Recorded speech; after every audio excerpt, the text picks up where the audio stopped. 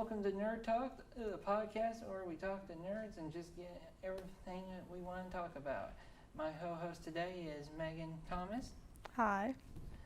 And she's going to be talking about her inspirations and what makes her nerdy, pretty much. Are you up for it? Yeah, I'm ready. All right. So, since we're both into video production and aspects of it, what got you into video production necessarily?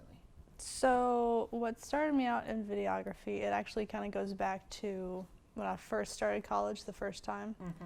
I majored in photography. That's because that was a hobby that I liked and I didn't know what else to major in, so I started there and eventually it went into videography. Okay. Is there any certain films that you really enjoy, or any type, or since you're into photography in the beginning, was there any photographers that you really enjoyed, or that you say, hey, this is what I like? I mean, in the beginning, I didn't really follow other like photographers or videographers, but I really loved black and white photography. That's kind of what I started out learning in. But then in videography, and just in films in general, I really like comedies, romantic comedies, dramas, suspense movies. Okay. Now, Megan here really likes the abstract and really likes, I want to say artsy pieces, I would say. I'd say that. I really love artsy abstract pieces for sure. So what would you say is your big desire? Like, what is the films that you say, hey, I like this film, this is what draws me to it, or is there any techniques or aspects to your films that you really take away from it and go, this is my style? Yeah, I think definitely my creative style whenever I make videos and like how I think about making stuff is it goes back to like just the root meaning behind things. Like I'm all about metaphors and symbolism and all these deep hidden meanings and stuff. Like anything abstract that's a little bit mysterious and makes the viewer think about what they're watching, like I'm all for that. That's the big thing. And pretty much any video that I do, there's some type of like symbolism or message there. When you mean symbolism, like what kind of objects or phrases or any type of thing that you use, what do you mean by symbolism? Like for most people's cases, it's like, oh, if you see grass, that means the grass is always greener or something like that. Like, is there? Yeah, like one of the biggest things that I know that I use or that like I keep going back to all the time in all my videos would be mirrors, because to me that's a huge symbol of just self-reflection and maybe like what's to come, or like just looking deeper into yourself. I just probably subconsciously I just put it into so many different pieces that I work with. Okay. Is there any type of example you can give for the audience that might draw them to like what you mean?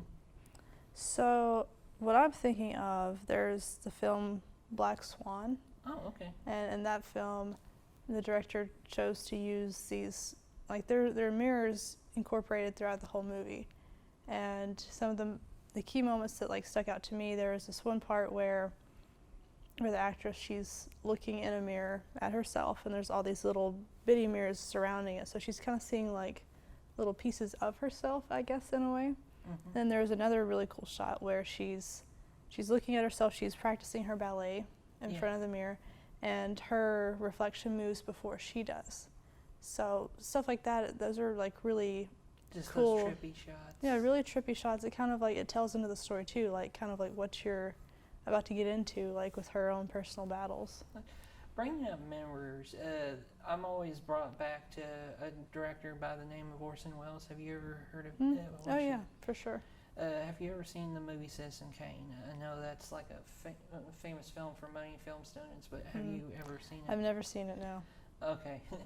Well, you're going to probably see it one day. But there's one scene in particular where he's walking past like a row of mirrors, and it's just one repetition after the other, showing like a duplication of mirrors. And the same director goes on to direct Lady of Shanghai, which focuses on a hall of mirrors, And the guy in question is trying to find the real woman, and it's basically about his pursuit of this woman, and seeing the Hall of Mirrors be like the last final shot is actually kind of cool, because he's like trying to find the real her, I guess. Oh, okay. And That's really cool. Yeah, and I really like the symbolism of that. Well, Nerd Talk is, we might like to go in deep about video and everything here on Nerd Talk, but we also like to talk about our passions, our drives. Is there any type of something that you find inspiration with, or something you just love that's not related to movies, like video games or books? Yeah, I mean, it's still kind of in the realm of video, but I really have found inspiration from lots of different music videos that I've seen through the years, and also just I love reading and I like writing, so seeing different snippets, even just like fictional stories and pieces of poetry, that kind of triggers my creativity to think of like, how could I portray these words into a picture. Yeah. Speaking of books, is there any one in particular that you really like, and if you had the chance to make it yourself, which one would it be? Like if I had a chance to make a book into a video, or? Yeah, like like any type of book. Like it could be something from a childhood or recently, if you. Ooh, that's a good question. There's not any particular book that I can remember, because most of the books that I've read, there's already a film made for it. So like people, like they've already beat me to that. But what I've really gotten into, there's this book by Christopher Poindexter. He's a poet, I guess, and it's like full of different real life, like relatable poetry that he writes about the human condition and people and relationships and stuff like that. Well, do you remember what the name of the book is? The name of the book is Naked Human. Okay, that sounds interesting. Now I might have to check it out. If people probably don't know, but Megan knows it quite well, that I'm an avid reader. I like to read quite a bit. Like she can catch me reading a book, and she'll be like, "Put that book down, no." But this is something that I found interesting when I was looking up stuff for interview stuff. Is there any type of word or phrase like that you really enjoy? Like someone said this, you're like, "Ooh, I really like that."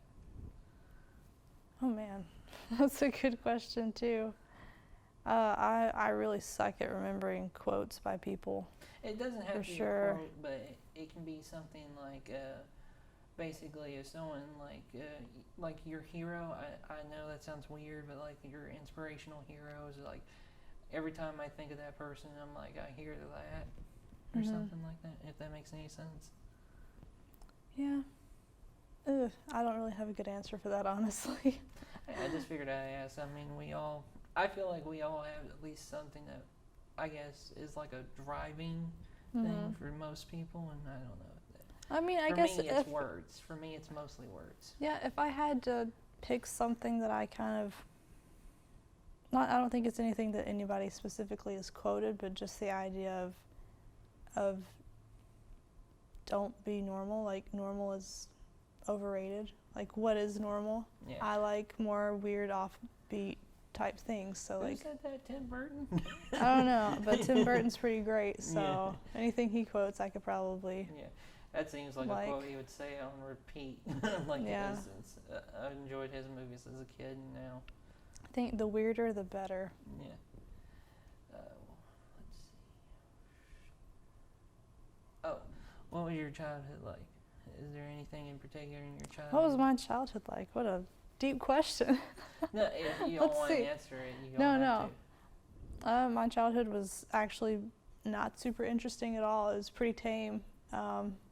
I was a very. But then we go off into the left field, and we're like, "Oh God, no!" Yeah, then you start realizing all the problems you had in your childhood. Yeah, no, I was a pretty quiet, cautious kid. I kept to myself all the time. I never liked sports or anything like that. I was always in my head, daydreaming about stuff, or like off in the woods, talking to animals or trees, or just like weird You had your playing little friend school. imagination. Like I never really did like normal stuff like going out playing sports and socializing with other kids. Is there anything you're working on at the present? Right now, definitely so, since this is the last semester. Mm-hmm. We have, oh my gosh, there's so many different projects, and the one I'm really focusing on right now is my capstone project. That's going to be the biggest one I've worked on, and it's going to be super abstract, so I'm excited. Yay. And as far as I know right now, there's like no dialogue in it too, right? Yeah, no dialogue. It's completely music and imagery. Oh boy. Lots of symbols, lots of abstract ideas and messages that probably nobody else will understand but me, but that's okay because that's art. Bringing up symbols and everything, is there a certain symbol that it doesn't have to be anything in particular connected to anything, but is there any type of symbol you look at and you're like, I like that for whatever reason, I just like how it, the idea of it? I mean, it's a pretty basic answer, but like the symbol of water, it's like waterfalls or water streaming down something. It kind of represents a renewal of life, and it's the cycle of life, something refreshing, something calming. Anything that has to do with the ocean, I love too. Ocean related things, because the ocean is such a deep thing. There's so many things in the ocean. I could go on talking about the ocean, so. So are you a big like fish person, or do you just like, oh, I just like being by a body of water? It's not nothing to do with fish, but it's just the fact that it's such a vast body of water. It's a mysterious thing. There are so many things deep inside of it that we haven't even discovered yet.